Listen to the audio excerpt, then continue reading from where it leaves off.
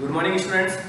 आज जो है 8.2 आपकी चल रही है एक्सरसाइज, और इस एक्सरसाइज को आज हम कंप्लीट कर लेंगे। ठीक है, आज का लेक्चर थोड़ा सा बड़ा होगा, इसलिए आप प्रिपेयर रहो और इसको हम एक्सरसाइज को कंप्लीट करेंगे। तो देखो, अब आपका ये है 7th question. A milkman sold 2 of his buffaloes for 20,000 each. मतलब 2 बफेलो हैं, दोनों की प्राइस दोनों को कितने में सेल किया? 20,000 में दोनों को सेल किया। One he made a gain of 5% and on the other A loss of 10%। एक पर उसको 5% प्रॉफिट हुआ और दूसरे पर उसको 10% लॉस हुआ। तो ये पूछ रहा है फाइंड हिज ओवरऑल गेन और लॉस। तो उसको ओवरऑल गेन और लॉस कितना परसेंट हुआ या कितना हुआ, ठीक है, अमाउंट निकालना होगा कि इसने ओवरऑल जो है उसको कितना परसेंट, कितना लॉस हुआ या प्रॉफिट हुआ। ठीक है, तो मैंने देखो सेलिंग प्राइस लिख ली, प्रॉफिट ऑन फर्स्ट बफेलो लिखा है, कॉस्ट प्राइस निकालनी है हमारे को दोनों की। तो पहले फर्स्ट बफेलो की निकाल रहा हूं मैं कॉस्ट प्राइस। तो देखो कॉस्ट प्राइस का क्या है फॉर्मूला लगेगा, selling price into 100 upon 100 plus profit percentage. Clear है? वो हमारा फॉर्मूला अप्लाई करेंगे हम। तो सेलिंग प्राइस की 20,000 इनटू 100 अपॉन ये हो जाएगा 100 प्लस 5% का हुआ है और प्रॉफिट, ये प्रॉफिट है। ठीक है, तो ये हो गया आपका 20,000 इंटू 100 या 100 से मल्टीप्लाई, तो ठीक है, इसको ऐसे कर लो और ये 105। आप चाहो तो इसको डिवाइड कर लो, ये आपका 5 से डिवाइड करोगे 20 टाइम, ये 21 टाइम। ठीक है, इनको मल्टीप्लाई करो तो ये 4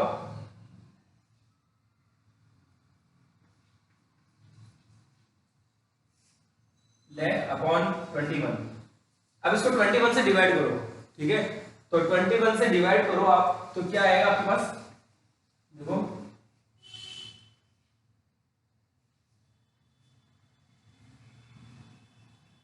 एक सिंगल डिजिट तक निकाल लो आप, काफी है।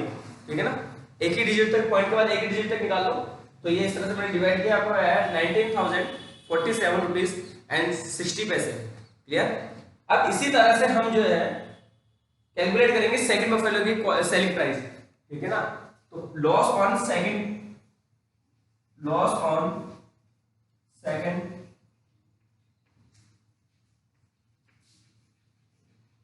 Buffalo equal to 10%। ठीक है, उसकी कॉस्ट प्राइस निकालेंगे हम, cost price of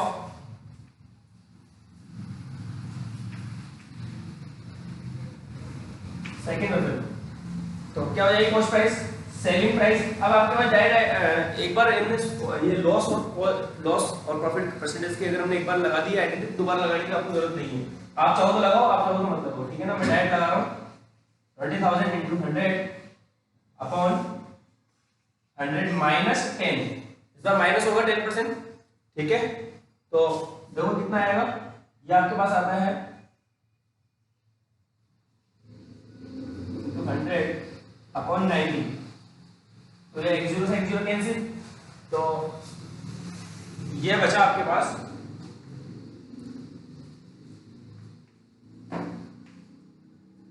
upon 9। Clear है? तो सॉल्व करो, देखो कितना आता है आपके पास।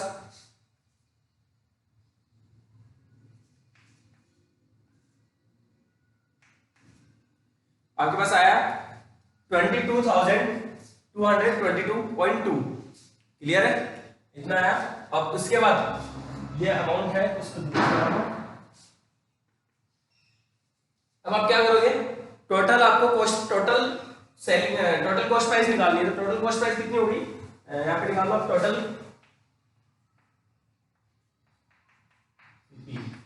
दोनों को ऐड करोगे आप, इसको और उसको दोनों को ऐड करोगे। ठीक है, तो दोनों को ऐड किया हमने, प्लस 20।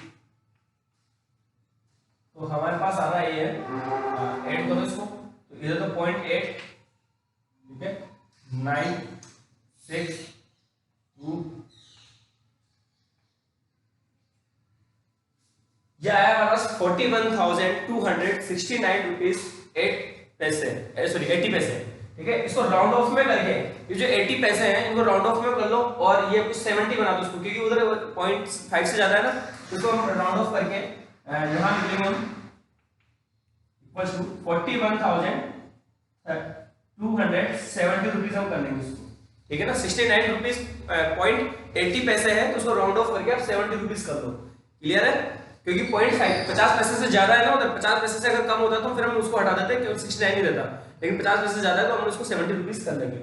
क्लियर है, तो इतना आपका इसका क्या है, सेलिंग प्राइस आया, सॉरी कॉस्ट प्राइस आया ये, और सेलिंग प्राइस हमारे पास है कितना 20,000 एक का है, तो दोनों को मिलाकर कितना हो गया 40,000, और इसमें से माइनस कर लेंगे तो टोटल हमारा ओवरऑल गेन और ओवरऑल लॉस आ जाएगा। तो देखो ओवरऑल गेन और ओवरऑल लॉस कितना हुआ,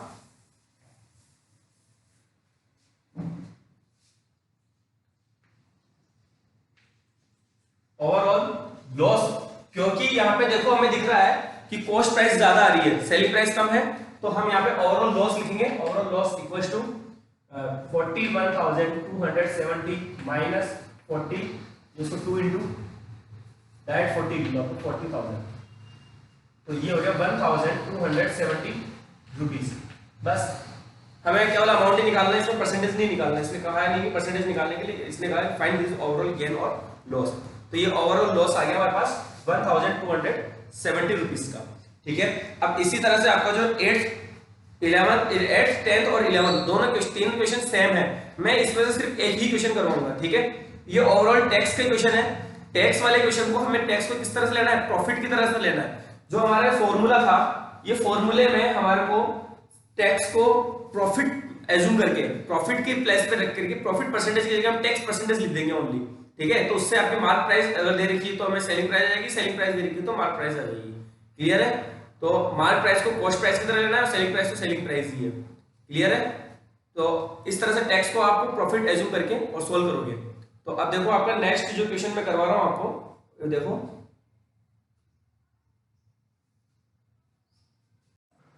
अब देखो आपका जो ये क्वेश्चन नंबर मैंने 9th क्वेश्चन लिया है। Arun bought a pair of skates at a sale where the discount given was 20%, ठीक है ना। स्केट जो खरीदा है अरुण ने, उस पर डिस्काउंट था 20% का। If the amount he page is 1600, find the market price. मैंने कहा कि मार्केट प्राइस को जो है वो कॉस्ट प्राइस की तरह लेना है, और जो सेलिंग प्राइस वो सेलिंग प्राइस यही सही, ठीक है। और डिस्काउंट को लॉस की तरह लेना है, डिस्काउंट लॉस की तरह और टैक्स प्रॉफिट की तरह, बार बार बोल रहा हूं मैं, ठीक है। तो अब देखो मैंने लिखा है Arun pays for a pair of skates equal to 16,000, उसने उसको क्या किया था, खरीदा है, डिस्काउंट है 20% का, तो मार्क प्राइस कितनी है, हमें वही सेलिंग प्राइस की तरह लेना है। तो यहाँ पे आ जाएगा आपका सेलिंग प्राइस इनटू आपकी डिस्काउंट है 100 अपॉन 10 माइनस डिस्काउंट परसेंटेज। देखो सेलिंग प्राइस है आपकी 1600, 100 अपॉन 100 माइनस डिस्काउंट परसेंटेज 20, तो ये हो गया 1600 इंटू 100 अपॉन 10,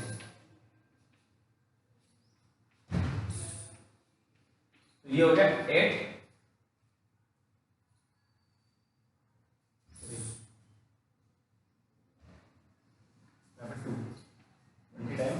ये आपको 2000, ठीक है। तो 2000 जो है वो इसकी क्या थी, सेलिंग मार्क प्राइस थी, सॉरी 2000 इसकी मार्क प्राइस है, ठीक है। तो इस तरह से मैंने कहा कि डिस्काउंट का आप लॉस की तरह लो, वो सीधा सा क्वेश्चन है, एक सीधे आपको आइडेंटिटी लगानी है, दो आइडेंटिटी, एक सेलिंग प्राइस की लगाएंगे या कॉस्ट प्राइस लगाएंगे। क्लियर, डिस्काउंट है तो लॉस की तरह काउंट करना है, टैक्स है तो प्रॉफिट की तरह काउंट करना है। 8th क्वेश्चन ऐसा ही था, अब मैं इसलिए 8th मैंने नहीं करवाया, अब मैं 10th करवा रहा हूँ। 10th की तरह से यहाँ पे 8th और 9th सॉरी 11th हो जाएंगे, ठीक है ना। तो 10th क्वेश्चन में है I purchased a hair dryer for 5,400 rupees including 8% VAT, VAT क्या टैक्स की है, ठीक है ना। Find the price before VAT was added, तो उसने जो है 5,400 में उसने परचेज किया हेयर ड्रायर, ठीक है, यानी ये तो हो गई सेलिंग प्राइस, ठीक है। उसने परचेज किया, सेलिंग प्राइस हो गई उस दुकानदार के लिए, तो दुकान वाले के लिए सेलिंग प्राइस हो गई, और जो वेट लगा वो किस पे लगा, मार्क प्राइस पे, या जो कॉस्ट प्राइस पे उस पे वेट लगाया, ठीक है। तो हमें निकालना है इसमें ओवरऑल मार्केट प्राइस निकालनी है उसकी, before price before VAT was added. Clear, तो देखो कैसे करना है हमारे को। तो अब देखो इसमें क्या करना है हमारे को, मैंने ये लिख लिया, आपको सेलिंग प्राइस लिख ली, हेड लाइन की, वेट आपका लिख लिया, तो price before VAT was added. तो सेलिंग प्राइस मैंने कहा कि इसको कॉस्ट प्राइस की तरह लेंगे, तो selling price into 100 upon tax को किस तरह लेना पड़ेगा, प्रॉफिट की तरह एज्यूम करना है, तो 100 प्लस टैक्स परसेंटेज, तो ये हो गया आपका 100 अपॉन प्लस 8, ठीक है। तो ये हो गया आपका 54 इनटू 100 ऑन 108। अब देखो 54 से इसको डिवाइड करते हैं, तो ये 54 से डिवाइड हो जाएगा 2 टाइम, ये 2 टाइम, और 2 से किसी को डिवाइड कर दो, ये 50 टाइम, तो ये हो गया आपका 5000, ठीक है। तो टैक्स देने से पहले, टैक्स ऐड करने से पहले इसकी प्राइस कितनी थी, 5000, ठीक है ना। मैंने टैक्स को किस तरह से लिया, देखो प्रॉफिट में हम ऐड करते हैं, तो मैंने ऐड कर दिया, ठीक है ना। मैं बार बार बोल रहा हूँ, टैक्स को आपको प्रॉफिट की तरह लेना है, डिस्काउंट को लॉस की तरह से काउंट करना है। इसी तरह से जो देखो आपके क्वेश्चन 8th और 11th में देखो, मैं 8th आपको इसकी बोल रहा हूँ, 11th देखो आप, an article was purchased for 1239 rupees including GST of 18%। तो जो परचेज किया इंक्लूडिंग है, ठीक है ना, वो बिल्कुल इस तरह से होगा कि आपका इसमें इंक्लूड है पहले से, तो इंक्लूड है तो वो प्राइस है आपकी 1239, बस ये आपके डाटा चेंज नहीं है यहाँ पे। इसी को जो है आप इसमें 11th में जो है यहाँ पे इसी में डाटा चेंज आएंगे, सेलिंग प्राइस की जगह पे आ जाएगा 1239 इंटू 100 अपॉन जीएसटी में 18%, तो 100 प्लस 18, बस ये इसको सोल्व कर लो, आपका यही 11th का आंसर हो जाएगा, ठीक है ना। बिल्कुल यही आइडेंटिटी फॉर्मूला लगेगा और इसमें इसी तरह से आपको डाटा पुट करना है, ठीक है भाई। आर्टिकल दे रखा है परचेज फॉर 1239, मैंने उसको परचेज किया इतने में 1239 में, और उसमें जीएसटी इंक्लूड हो चुका है, तो वापस से यहाँ को find the price the article before GST was added, तो बिफोर जीएसटी वाज एडेड, तो इसमें भी यही करना था, before VAT was added. Same question है, केवल डाटा चेंज करना है फॉर्मूले में और कुछ भी नहीं करना, ठीक है। तो आप खुद करोगे 11th वाला। 8th वाले में प्राइस दे रखी है और सेल टैक्स दे रखा है 12%, तो अमाउंट निकालना है, कितना पे करना है, तो उसमें आपको कॉस्ट प्राइस निकालनी, सेलिंग प्राइस निकालनी, कॉस्ट प्राइस गिवन है, ठीक है। तो सेलिंग प्राइस निकालनी है, कॉस्ट प्राइस का सेलिंग प्राइस निकालने का फॉर्मूला हो जाता है 100 प्लस यहाँ टैक्स परसेंटेज आ जाएगा अपॉन 100, तो ये आपका क्वेश्चन हो जाएगा यहाँ पे 13,000 इंटू 100 प्लस कितना परसेंट है, 12% है, ठीक है, अपॉन 100। इसको आप सॉल्व करो, कैंसिल, ये आप इसको मल्टीप्लाई कर लोगे, ये आपको फाइनल आंसर आ जाएगा किसका, ये है आपका 8th वाले का, ठीक है ना। ये 8th वाले का सॉल्यूशन हो गया, 8th क्वेश्चन का सॉल्यूशन हो गया ये वाला आपका पार्ट, ठीक है। तो इसको आप पॉज करके इसकी जो लैंग्वेज है, स्टेटमेंट्स जो है वो आप खुद लिखोगे, ठीक है ना। इतने मैंने स्टेटमेंट्स लिखवा दिए हैं क्वेश्चन में, अभी आगे भी और में स्टेटमेंट्स लिखने हैं, तो वो आप खुद लिखोगे। मैंने फाइनल सॉल्यूशन बता दिया, सेलिंग प्राइस आपको इसमें निकालनी है, क्लियर है। तो आज के लिए आपका इतना ही काफी है, एक्सरसाइज मेरी तरफ से कंप्लीट हो गई है। 8.2 आपकी एक्सरसाइज चल रही थी, 3-4 पार्ट हो चुके हैं, इसके 4 पार्ट हो चुके हैं, तो आज अपना ये एक्सरसाइज वो कंप्लीट है। कल से हम 8.3 स्टार्ट करेंगे। जिन्होंने अब तक वर्क कंप्लीट नहीं किया है तो वो वर्क कंप्लीट कर ले बेटा, सीरियसली आप अपना काम स्टार्ट कर दो, क्योंकि जो जिस तरह से सिचुएशन है, हमारा ये सिलेबस को रिपीट करना मुश्किल हो जाएगा, रिपीट नहीं कर पाएंगे, ठीक है ना। हमारा एक बार 1 टाइम सिलेबस हो जाएगा, वही हमारे लिए एनफ है।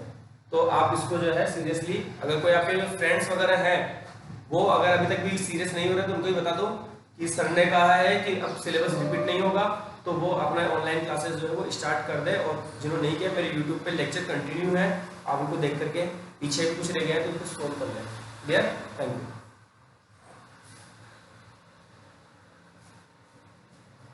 ले लिया वो ढंग से।